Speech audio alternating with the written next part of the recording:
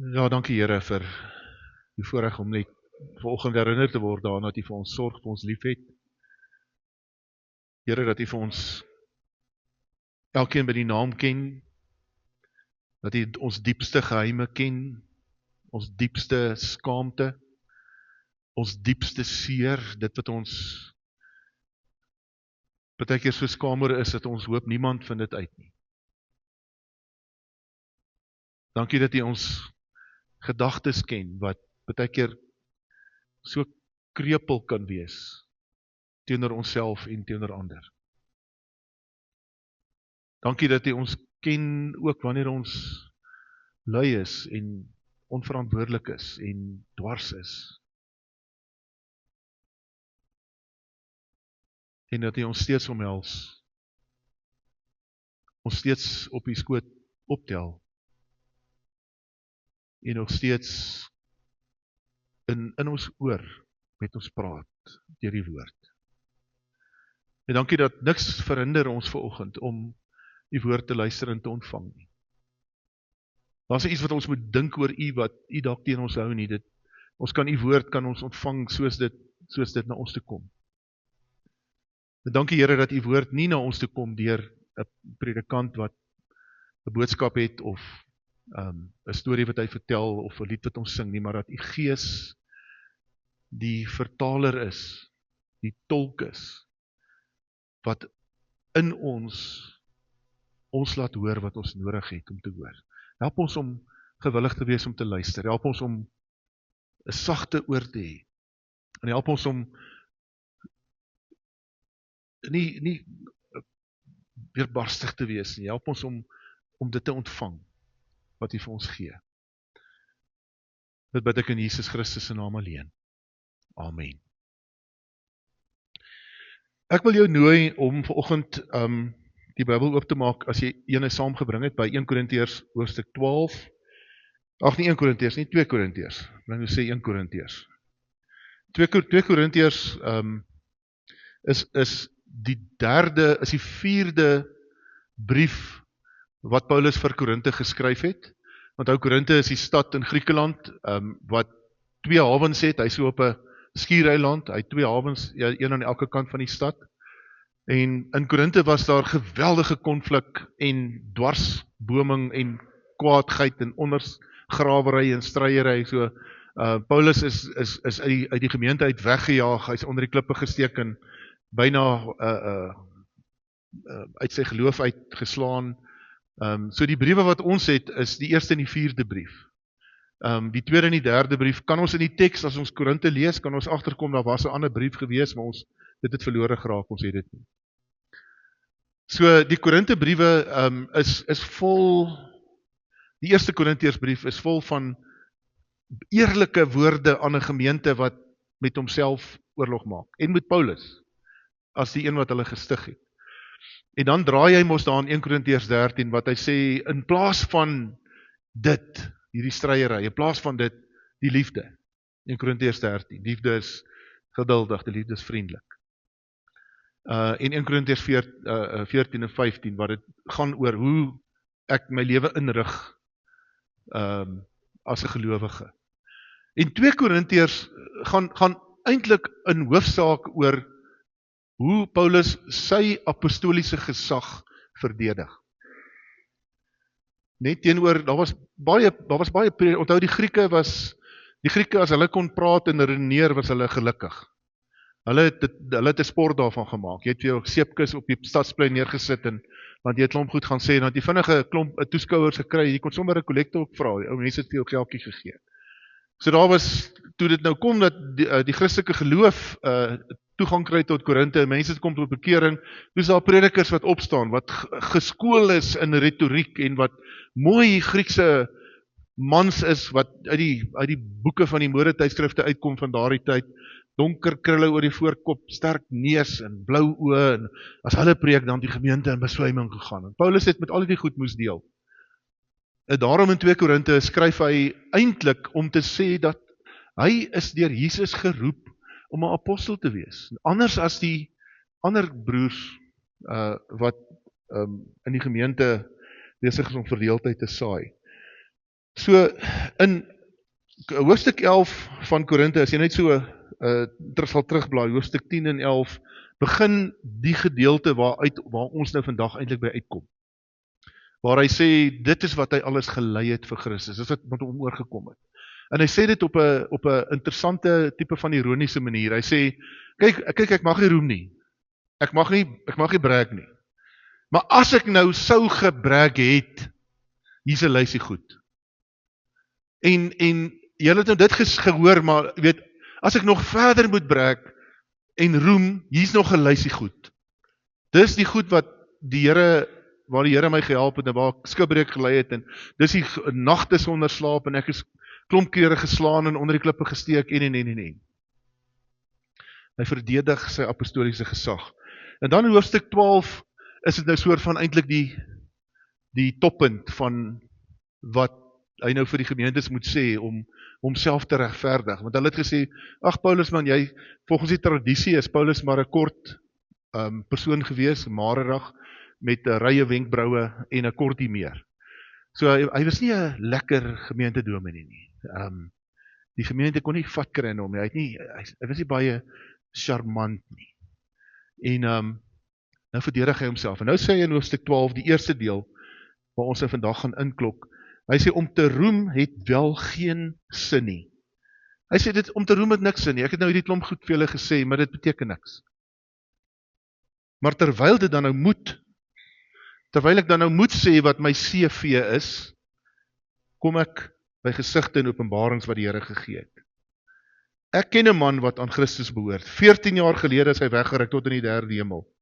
Of het met die liggaam was of sonder die liggaam, weet ek nie. Net God weet dit. Ek weet ook dat hierdie man weggeruk is na die paradys toe. Of het met die liggaam was of sonder die liggaam, weet ek nie. Net God weet dit. Daar het hy woorde gehoor wat 'n mens nie kan of mag uitspreek nie. Oor hierdie man sal ek roem. Van wie praat hy? Van homself. In die tweede persoon. Probeer om dit sagter te maak. Maar nie oor myself nie. Behalwe oor my swakhede. Al sou ek wil roem, sal ek tog nie dwaas wees nie, omdat ek die waarheid sal praat. Maar ek weerhou my daarvan, omdat ek nie wil hê dat iemand aan my meer moet toeskryf as wat hy my sien, doen of my hoor sê nie. So, my reputasie beteken niks, sê Paulus vir die gemeente. Ek sê dit alles vir julle, maar dit is nie belangrik nie, dit is onbelangrik, dit beteken niks. As julle dit nie self uit my eie mond gehoor het, of my gesien doen het nie, beteken dit niks, dit is net goed wat agter my lê. Selfs nie vanweë die verhewenheid van die openbarings nie. Daarom, sodat ek nie hoogmoedig sou wees nie, is daar vir my 'n doring in die vlees gegee, 'n boodskapper van Satan, om my met vuiste te slaan. Nou, daar's 'n reuse debat oor presies wat dit is, want niemand het regtig sekerheid nie. Die meeste van die mense wat skryf oor hierdie teks sê, dit verwys na mense wat hulle mes in het vir hom. Die teenstanders, die konkurrente, die mense wat sy gemeente wil steel, ensovoorts. Maar dit kan ook iets wees soos depressie, kan ook iets wees soos 'n emosionele of 'n psigiese toestand. Dit kan ook 'n liggaamlike ding wees. Dalk 'n heup wat uitgehaal is, wat hy nie meer lekker oor die weg kan kom nie, wat dit ook al is. Die punt is, daar is iets wat afbreek doen aan as hy sou brag, iets wat hom nederig voor die Here en intrek na die Here toe en sê en hom herinner wie hy is. 3 maal het ek die Here gebid dat dit vir my af weggeneem moet word. Sy antwoord was: my genade is vir jou genoeg. My krag kom juis tot volle werking wanneer jy swak is. Dis die kernwoorde van vandag. My krag kom juis tot volle werking wanneer jy is. Daarom sal ek liewer oor my swakhede roem, sodat ek die krag van Christus my beskutting kan wees. Daarom is ek bly oor swakhede, beledigings, ontberings, vervolging en moeilikhede, terwille van Christus. Want as ek swak is ek sterk. Vertrou dat die Here deur sy woord alreeds met jou sal besig wees. Swakheid is iets wat ons vermy. Mans en vrouens op twee verskillende maniere.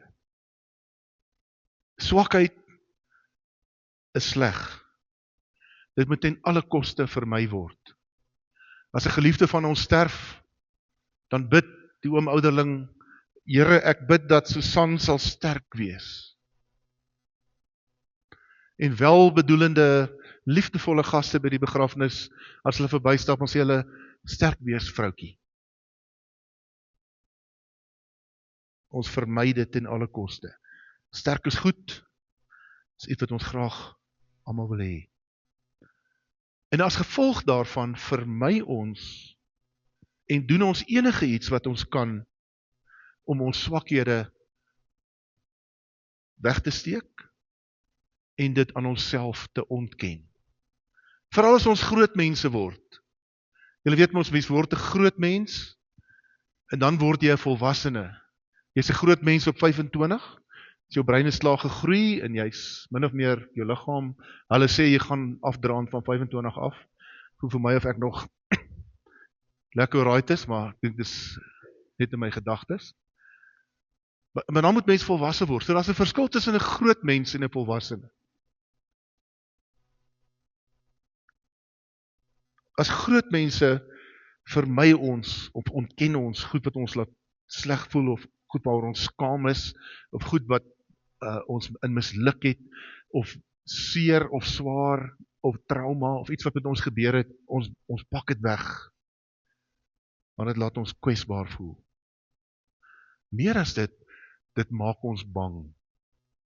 Ons swakheid maak ons bang. Dit veroorsaak vrees in ons. So ons het allerlei strategieë, om seker te maak dat alles oké is. Môre, hoe gaan dit? Ja, dit kan nie beter nie. Hoe gaan dit daar by julle? Nee, ons het mos niks om oor te kla nie.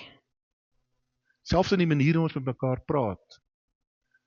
Wanneer ek in berading sit met groot mense wat op pad is volwassenheid toe, is dit van die moeilikste goed om in daardie oomblik 'n vraagie op die tafel te sit oor die swakheid wat duidelik daar lê en te sien hoe hulle probeer om dit te wriemel. Om nie te sê dit is wat dit is. Ons probeer ons beskerm van ons swakhede, van die kwesbaarheid wat ons voel. En as dit enigstens moontlik is, probeer ons dit vermy om kwesbaar of swak te wees op enige manier wat ons kan. En vriende, as jy vandag besef, die Here praat met jou, moenie skuldig voel daaroor nie. Onthou, toe ons kinders was, het ons geleer, ons het nie 'n brein gehad om oor met moeilike goede te werk nie.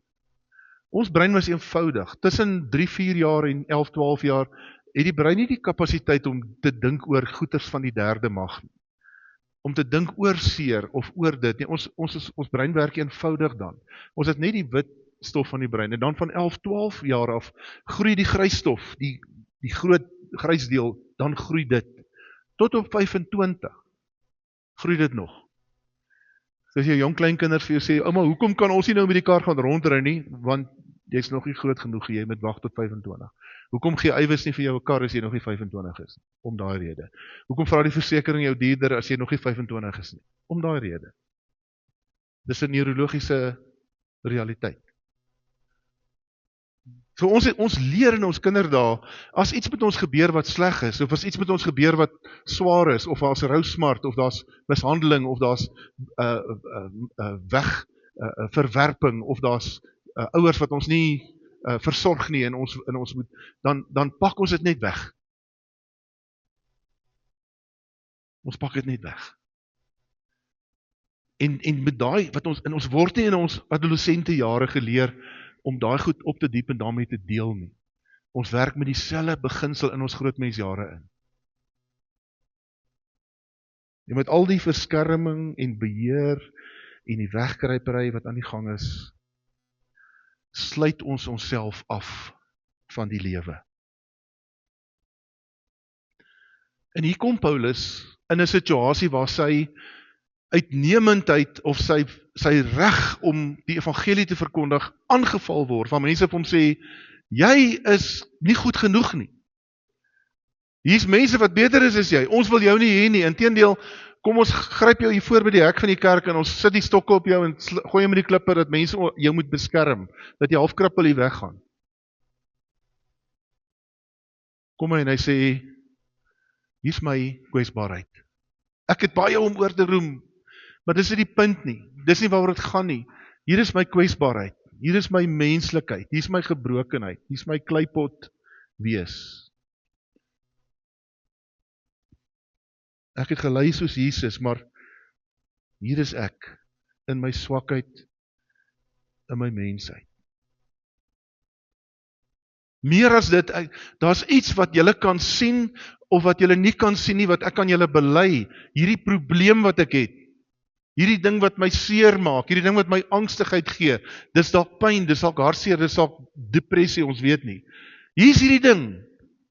Paulus, ek kan dit nie glo nie. Maar nee, dis daar. En ek gryp dit vas. Ek maak dit oop, ek wys dit, ek is kwesbaar daaroor. Hoekom? Want wanneer ek swak is ek sterk. Ek het al vir die Here gevra, asseblief Here, kan nie dit van my af wegneem? Kan nie my daarvan vryspreek? Kan ek asseblief net sonder dit leef? En U het gesê, genade is genoeg vir jou. U het gesê, dit gaan so wees vir die res van tyd. My genade is genoeg vir jou. Toe Relien, my oudste dogter, baie klein was, sy het koliek gehad, ons het gesê koliek, ons weet nou vandag daarom beter van wat dit dalk was, maar sy het vir 3,5 maande het sy aan mekaar gehuil. En ek was daai tyd in die weermag, so ek het 7 uur die aand by die huis gekom van die eenheid af, en dan het ek Nelien gevaar dat my vrou kan stort, en dan het ons het 'n koshuis gebly met seuns, dan het ons hulle kos vir hulle gegee, en want ek met die baba gewerk tot my vrou later reg was vir 'n voeding, en dan het ek haar nou weer 'n bietjie gevat totdat sy slaap, en dan gaan slaap ons, en dan word sy wakker met 'n geskree, en dan is daar 3-4 ure in die nag. En ek het een nag so, toe ek haar nou hier op my bors het, en so probeer, wieg. Toe sê ek vir die Here, Here, ek besef, ek gaan nooit weer slaap nie. Man, ek was down in the dumps. Maar ek sê vir die Here, Here, vir hierdie ou babiekie, hierdie dogtertjie, is dit alright. Ek sal dit doen. Dis nou 'n jong pa wat nie van beter weet nie, nee. Dis waar Paulus is. Met hierdie doring in sy vlees, waar die Here vir hom sê, dit gaan nie weggaan nie, dis daar. En vriende, as mens kyk na spiritualiteit, of die geestelike lewe, die geestelike skrywers, is daar verband tussen kwesbaarheid en geloof. Hoe meer kwesbaar mens is, hoe nader is jy aan die Here, hoe meer oop is jy vir God se teenwoordigheid. Hoe meer afhanklik is jy van God. Sit my daai volgende prentjie op asseblief weer. Hierdie prentjie is vir my ontsaglik betekenisvol. Hoe meer afhanklik ek is, hoe meer kwesbaar ek is, hoe meer bewus ek is van my broosheid, hoe nader is ek aan God. En Paulus sê dit in hierdie teks. Geen wonder dat almal daaroor skryf. Geen wonder dat die verhale van lyding en geloof ons aangryp en vir ons sê, ja, dit inspireer my.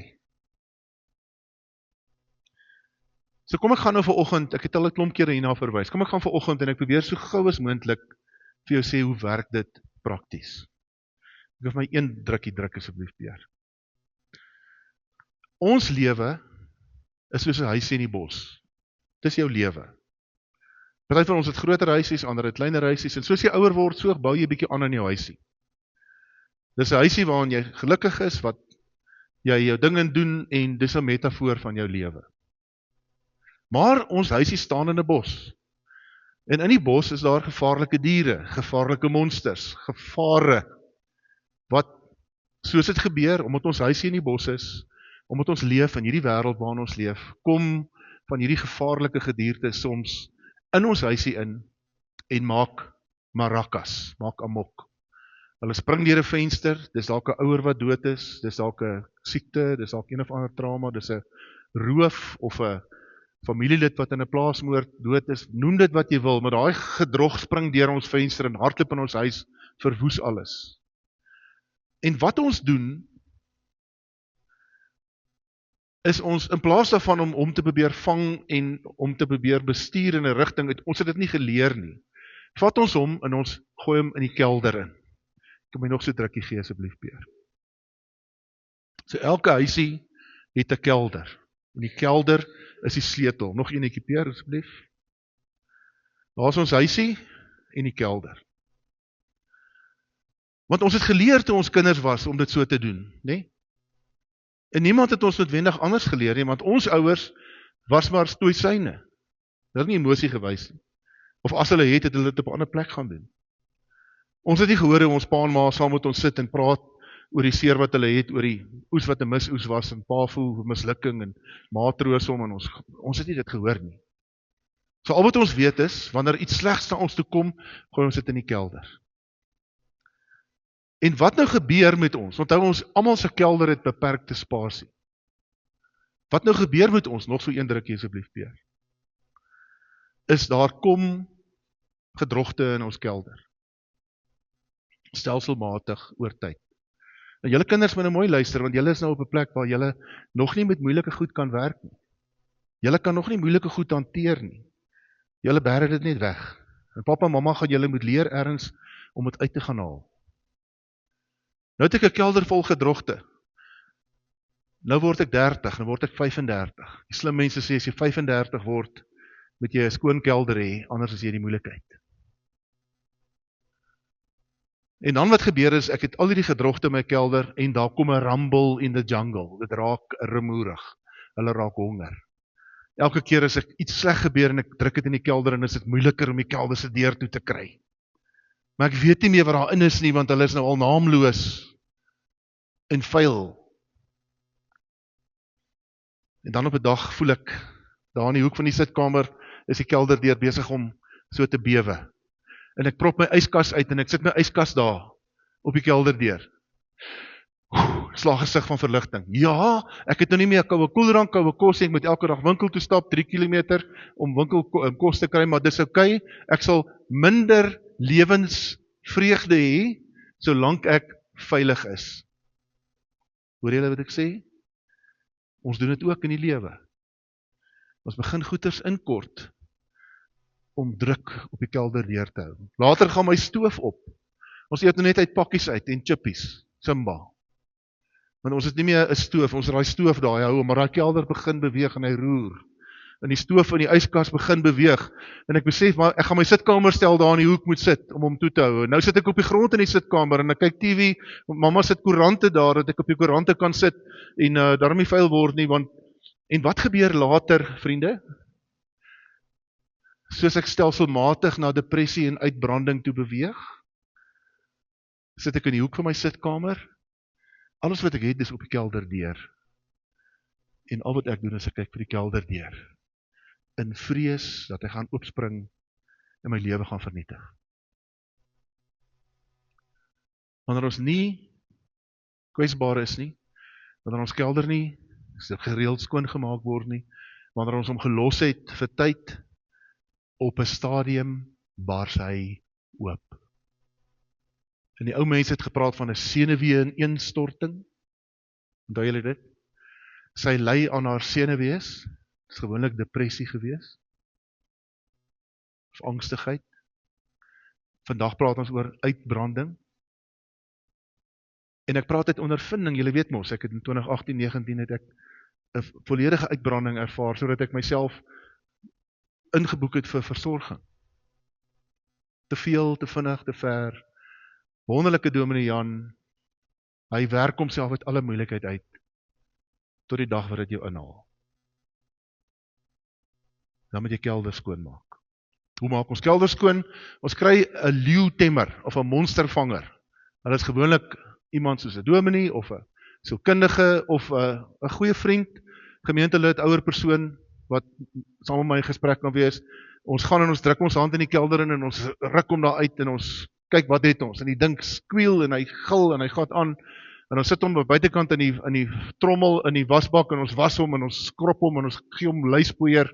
En ons gee hom 'n naam. En ons sê, ek onthou dit nou. Dis daai slag. Is dan het 5 toe ek by die prysuitdeling in een vak nie die beste was in die standaard nie, toe lag die kinders vir my. My middelste dogter, Anja, se storie. En dan vat ek daai ding en ek sit hom in 'n draadhokkie in my waskamer. Ek gee hom kos, maar hy moet daar bly. Ek moet van hom weet. As ek 'n geraas hoor, weet ek sien jou. Wanneer hoor ek 'n geraas? Wanneer ek by mense instap by 'n partytjie en ek hoor mense lag, dan voel ek, dan sê ek, nee, wag so 'n bietjie. Jy's in die hok, jy's in die hok. Ek kan rustig wees. En so gaan ons deur die kelder, vriende, totdat jy naderhand 'n hele dieretuin het.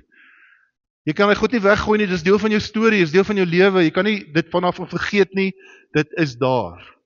Ergens bring dit daai ontploffing.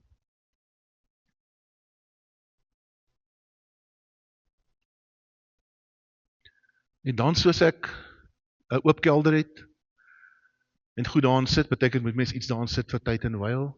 Het ek hierdie klein dieretuin in my waskamer. Ek voer hulle, partykeer bring ek hulle uit, hou hulle vas, vryf hulle. Hulle is lelik. Hulle is kwaai, hulle tande.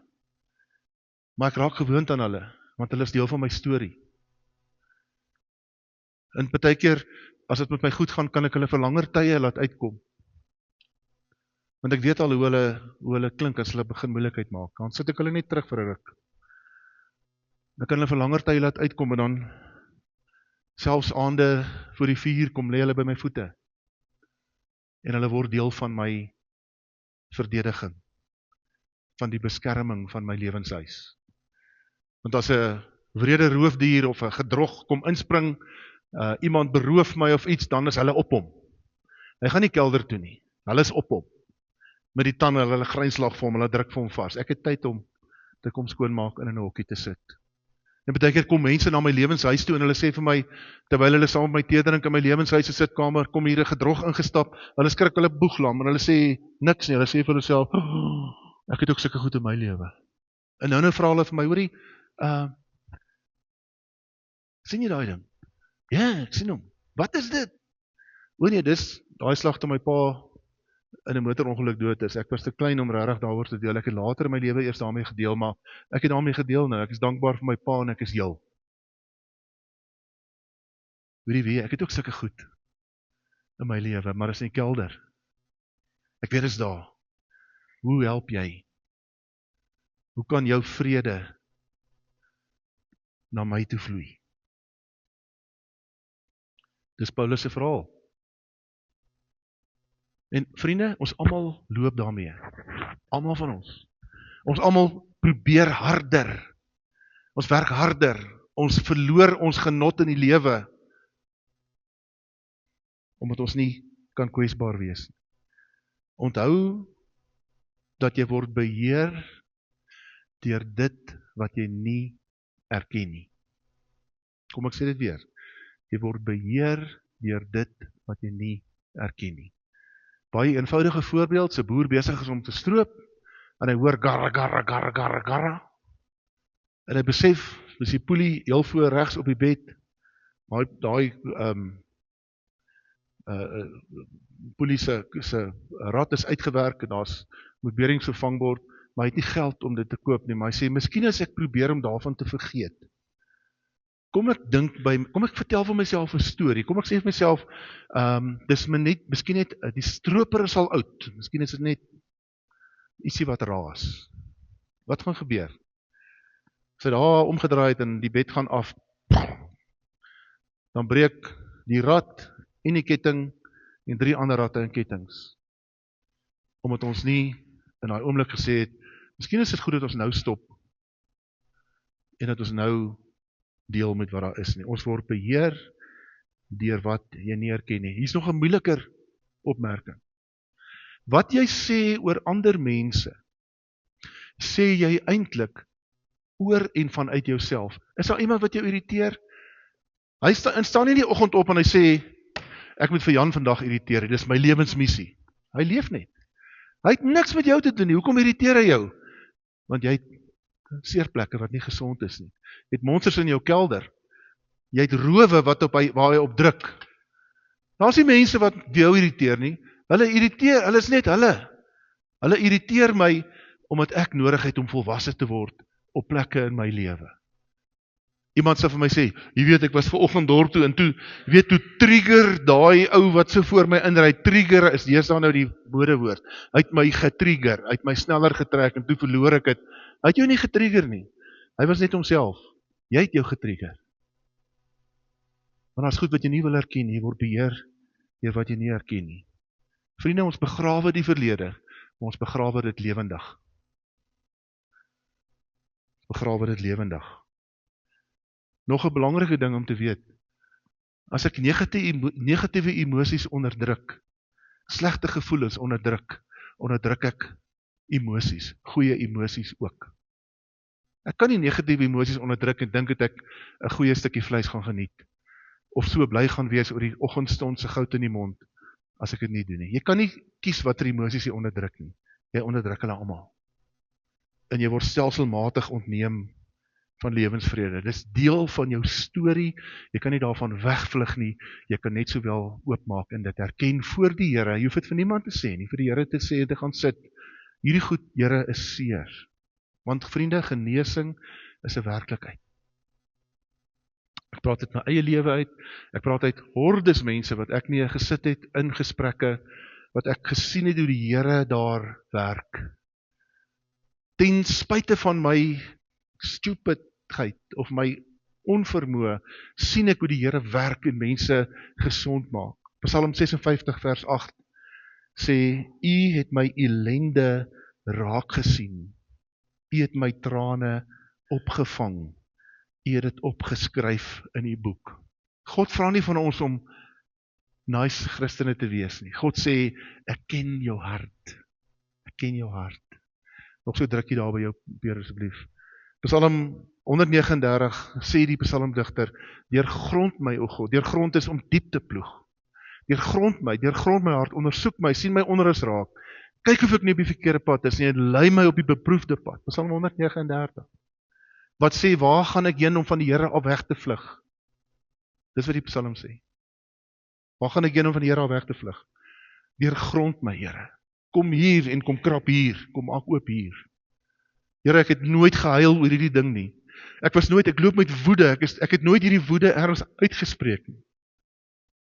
Ek wil vir u 'n brief skryf, Here, en vir alles vir u sê, waarvoor ek vir u kwaad is. Want die Here vang my trane op. Jesegiel 36 vers 26 sê, ek wil julle 'n nuwe hart en 'n nuwe gees gee.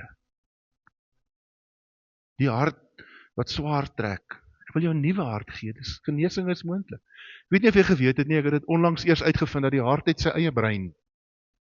Die hart het 40.000 neurone, so ongeveer 40.000 neurone, wat hulle eie soort van gesprek het met mekaar, oor die hart en oor wat hy moet doen en wat nodig is, en hulle stuur impulse na die brein toe, oor loop bietjie stadiger, wees bly, moenie so opgewonde wees, en raak rustig, wat ook al. Geen wonder dat die Bybel praat van, my hart is seer. Geen wonder dat die Here sê, ek wil jou 'n nuwe hart gee nie. Geen wonder dat jy partykeer as jy swaar het, voel, hier's 'n dowwe pyn in jou bors. As jy regtig hartseer is, as jy rou, of as iets jou uitvang, as jy skrik en jy kry swaar, of daar's 'n teleurstelling, dan voel jy hierdie, ek wil jou 'n nuwe hart gee, sê die Here. Ek wil dit anders maak. Jakobus 4 vers 10 in die Engelse vertaling sê, humble yourself in the sight of the Lord, and he will lift you up. Jy my nog so enetjie asseblief, Peer. Psalm 147. Hy genees die gebrokenes van hart en verbind hulle wonde. 147 vers 3. Hoekom loop jy met 'n kelder vol seer en kwaad en woede en goed wat jy nie van weet nie? Hoekom loop jy daarmee? Hierdie is 'n wonderlike teks. Hy genees. Die Hebreëse woord vir genees is die woord dokter. Die woord dokter. Hy genees die gebrokenis van hart. In Hebreëus is daai sinnetjie Harufei Lishburei Lev, healer of the broken hearted, die dokter, die een wat heel maak van die wat se harte, dis die woord hart wat die Bybel van praat, gebroke harte, daai Hebreëse woord praat van vergrys, verpletter of stikkend. Jou arm se been is vergrys, ons gaan hom moet afsit. Harte wat afgesit moet word, harte wat nie meer bruikbaar is nie, is God die dokter wat ons harte heel maak. Daar in die kelder waar die monsters leef. In die wonde, atsaf, die wonde is om seer te hê, in pyn te wees of te rou. So die wonde beteken, die skrywer wat hierna verwys sê, the deep-seated pain, sorrows and emotional griefs. Dis wie God is, as ek kwesbaar is. Daai ou wat so moeilik is, daai ou wat so ongeskik is, daai ou wat so dwars is, daai ou wat so koud is, daai vrou wat so skinder, daai vrou wat altyd nice is, dis 'n kelder. Daar's 'n kelder daar. Want niemand is altyd nice nie, ons is altyd nice. Partykeer moet ons kan sê, weet jy het my nou baie kwaad gemaak.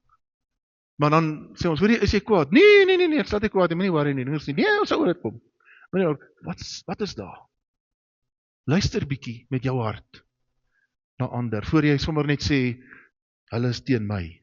Dis hoekom ons onsself probeer beskerm. Dis hoekom ons lewens probeer beheer. Dis hoekom ons pyn en swakheid wil vermy. En in die proses sny ons onsself al hoe meer van God se teenwoordigheid af. En word ons geloof swakker en ons verhouding met God flouer. In die krisisoomblik, wanneer Paulus vir hulle moet sê, ek is die beste, daar's niemand beter as ek nie. Julle kan julle ou skoene agterna gooi vir 'n dominee soos ek.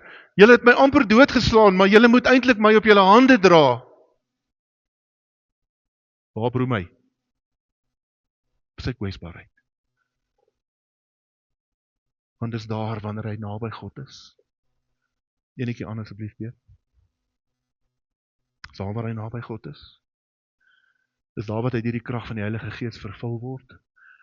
Mense sal sê, ja, maar ek beleef nie die krag van die Heilige Gees, ek weet nie wat oor die goed nie. Hoekom nie? Want ek hou dit daar.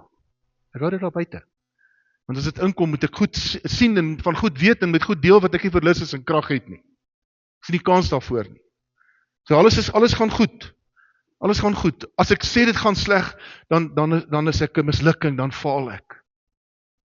Mag jy dit sê nie? Nee, alles gaan nie goed nie. Ek loop hier rond en kerm nie. Gaan sit by iemand wat ons kelder kan skoonmaak. Neem die tree, nooit die teks ons uit. Enigste manier wat ek sterker kan leef, is om in my swakheid te wees en toe te laat dat God my nuut maak. So kom hy aan die einde sê, as ek swak is ek sterk. Amen.